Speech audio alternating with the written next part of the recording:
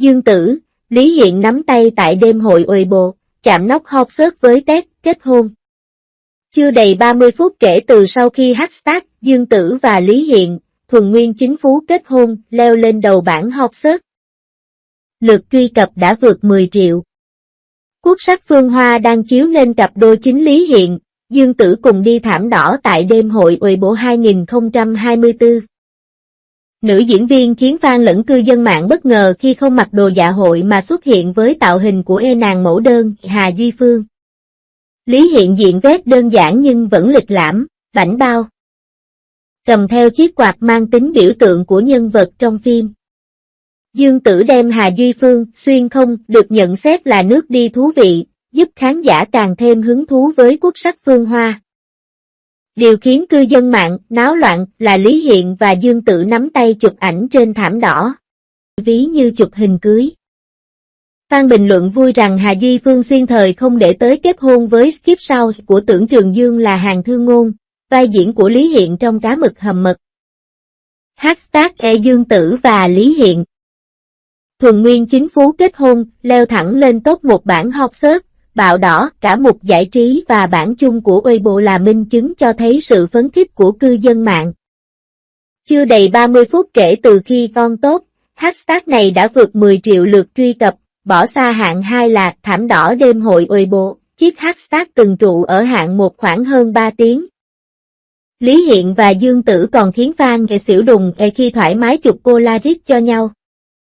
Cả hai còn tạo dáng chụp chung trên thảm đỏ đêm hội Weibo 2024. Không riêng Lý Hiện và Dương Tử. Thảm đỏ đêm hội Weibo 2024 cũng có nhiều ngôi sao đi theo chiếu. Điền Hy Vi, Vương Hạc Đệ của Đại Phụng đã canh nhân hay Bạch Lộc. Tăng Thuấn Hy của Lâm Giang Tiên cũng nắm tay chụp ảnh check-in. Lý Hiện và Dương Tử lần đầu hợp tác trong Cá mực hầm mật 2019. Bộ phim thành công vang dội đưa hai ngôi sao trở thành cặp đôi gây sốt châu Á, được gọi là couple Thuần Nguyên.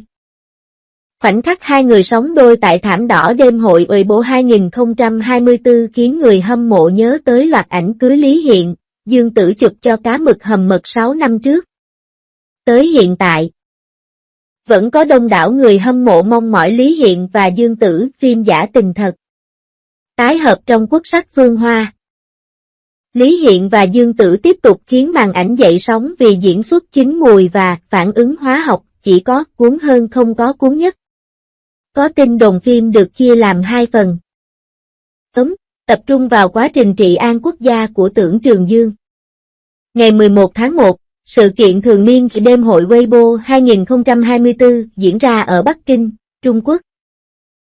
Quy tụ hàng trăm nghệ sĩ, người nổi tiếng tham dự.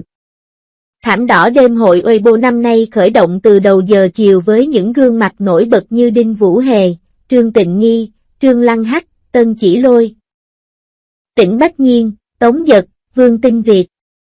Sau đó, những gương mặt đình đám khác cũng xuất hiện như Vương Nhất Bác, Nhậm Gia Luân, Vương Hạc Đệ, Bạch Lộc, Ngu Thư Hân, Đàn Kiện Thứ, Mạnh Tử Nghĩa, Lý Quân Nhuệ, Ngô Lỗi, Bạch Kính Đình, Dương Tử, Lý Hiện. Gần cuối thời gian đi thảm đỏ, dàn nghệ sĩ quyền lực gồm 7 gương mặt đã cùng xuất hiện, bao gồm Thẩm Đằng, Mã Lệ, Triệu Lệ Dĩnh, Lý Băng Băng. Ca sĩ Lý Vũ Xuân là người sải bước cuối cùng trên thảm đỏ đêm hội Weibo năm nay, chứng minh vị thế cũng trong giới giải trí. Tuy nhiên, giữa hàng trăm khách mời, Dương Tử và Lý Hiện gây bão mạng xã hội với khoảnh khắc nắm tay nhau cùng lên thảm đỏ. Đáng chú ý, Dương Tử đã tái hiện tạo hình nhân vật Hà Duy Phương trong bộ phim về quốc sắc Phương Hoa đang phát sóng. Lý Hiện mặc vest xám hiện đại nhưng tay cầm chiếc quạt theo phong cách cổ trang làm điểm nhấn. Quốc sắc Phương Hoa không chỉ là dự án phim giải trí đơn thuần, ở mỗi tập, mỗi hành trình nhân vật chính đi qua đều để lại cho khán giả nhiều câu chuyện đáng suy ngẫm. Trong những tập mới nhất của phim, cảnh Hà Duy Phương của Dương Tử trở về nhà gây chú ý. Hà Duy Phương hòa ly thành công và trở về nhà, nhưng lại phát hiện cha mình đã thay đổi. Nàng bị chính cha ruột ca nhận lại, nàng đã quyết định một cách dứt khoát là cắt đứt mọi quan hệ với gia đình. Tình tiết này gây chú ý với người xem. Thường một dự án cổ trang, nữ chính luôn biết đến là một cô gái nữ tính, giữ phép tắc gia đình. Nhưng có lẽ Hà Duy Phương của Dương Tử là nhân vật khá đặc biệt. Cô có tinh thần mạnh mẽ, thích đơn độc bước vào cuộc hành trình của mình. Vì thế, với người bội bạc, dù là tình thân, cô vẫn có thể buông. Điều đáng chú ý là trong xã hội phong kiến, phụ nữ thường bị áp bức nặng nề bởi quyền lực của cha và chồng. Tuy nhiên, Hà Duy Phương đã dám đứng lên chống lại điều này, sự sắp đặt, sự trọng nam khinh nữ. Ở phân cảnh đến Trường An, Hà Duy Phương nhận được sự giúp đỡ từ những người phụ nữ giấu mặt, trong đó có Ngũ Nương. Ngược lại, những người đàn ông mà nàng tìm đến để nhờ đưa đến Trường An, nàng đã phải trả tiền để được giúp đỡ. Và người đàn ông họ Vương, người đã thu nhận nàng và cho nàng công việc, lại có ý đồ xấu và muốn chiếm hữu nàng. Đây là một tình tiết ẩn ý rất thú vị. Điều đấy cho thấy sự tương phản trong cách đối xử của nam giới và nữ giới trong xã hội cũ. Phụ nữ họ có sự đồng cảm, giúp đỡ nhau vô điều kiện, trong khi với nam giới, dù mang tính là đại trượng phu, người được nhiều biệt đãi hơn phụ nữ, là phái mạnh, nhưng khi cô gái nào muốn nhờ vả phải trả giá nhiều thứ. Ở cảnh phim này, đạo diễn, đoàn làm phim mới phơi bày bộ mặt của xã hội phong kiến, nơi áp bức, giam cầm sự tự do của phụ nữ.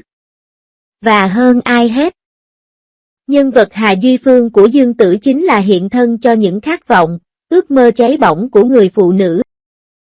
Muốn thoát khỏi xiềng xích trói buộc họ lại với 12 chữ: tại gia tòng phụ, xuất giá tòng phu, phu tử tòng tử.